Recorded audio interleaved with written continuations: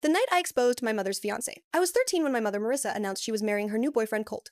5 months earlier, my dad, Peter, had been convicted of manslaughter after stumbling out of a restroom at Murphy's bar covered in someone else's blood. I'd been there that night. He wasn't drunk. He wasn't violent. Nothing about it made sense. Colt moved into our Ohio townhouse like he owned the deed. He smiled too long, stared too hard, and called himself Dad before anyone asked him to. When I told Mom he gave me the creeps, she called me dramatic. That night, Colt squeezed my wrist and hissed, "Naughty girls shouldn't snitch." I started writing Dad in secret letters mailed from my friend Ellie's house and emails through a burner account. He wrote back with steady hope, and once with a strange instruction. Check the attic, behind the radiator. I missed it at first. I found it later after Mom changed my last name at school to match Colt's, and he celebrated by sitting too close on my bed. When Mom and Colt finally left for date night, I crept upstairs with a flashlight. There it was, a plastic-wrapped journal.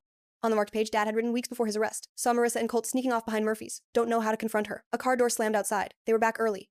Colt's head rose through the attic opening. I shoved the journal under my shirt and lied about looking for a stuffed animal. He didn't believe me, but he let it go for the moment. I photographed the journal at school and hid the files in a cloud folder. Then I called Dad's best friend, Uncle Ray, from the payphone by the gym. He met me at the public library in his battered pickup. We tracked witnesses. Eddie the bouncer remembered Colt entering the hallway before Dad. Kara, the bartender, recalled Colt hanging around for weeks memorizing Dad's shifts, and Bruce, the manager, dug up a forgotten backup camera that covered the corridor by the bathrooms.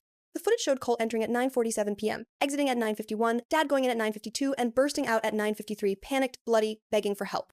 Colt sensed I was moving pieces. He tore apart my room, stole my phone, and found my cloud. He erased the photos, then convinced Mom I'd forged the journal. When she threatened a therapeutic boarding school 1,000 miles away, I ran to Ellie's, borrowed her phone, and hit record before walking home. Colt was waiting. He ranted about planting a knife, wearing gloves, making Dad look guilty, marrying Mom for money. When Mom returned, she heard every word. The groceries hit the floor.